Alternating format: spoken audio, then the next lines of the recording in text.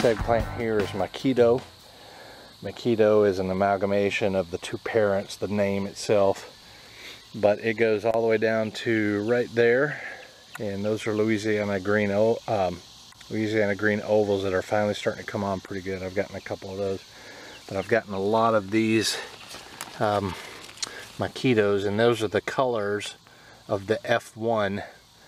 Now the next generation, F2, there's going to be all kinds of just diversity, colors and plant habits and everything else, but all F1s are very consistent. You can see there on this next plant I got a couple going on there, and those seem to be really good up to about softball size, a little bigger than that, probably twice that size. They're really good even at that late stage.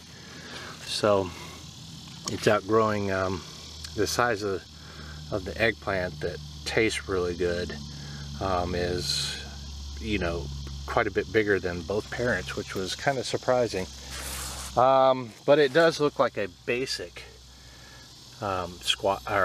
basic, I keep saying squash, a basic eggplant, doesn't it?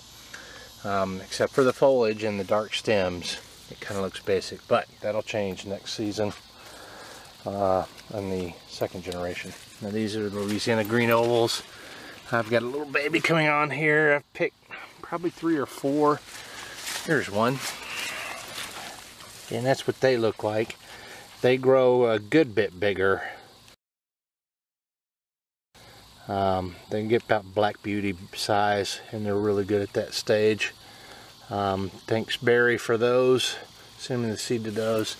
I've got, looks like 1, 2, 3 seeds. That one over there was stunned for a long time, but it's coming on. This tomato here is my keeper for the next generation F2. This is a cross between my cherry tomato and the San Marzano Ridorta.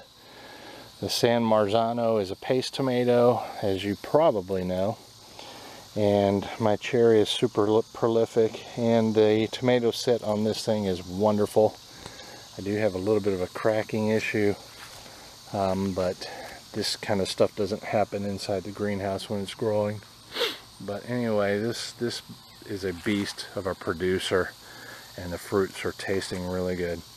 Next generation will be F2, and there'll be a lot of variety here to choose from. Probably grow them in the greenhouse next time.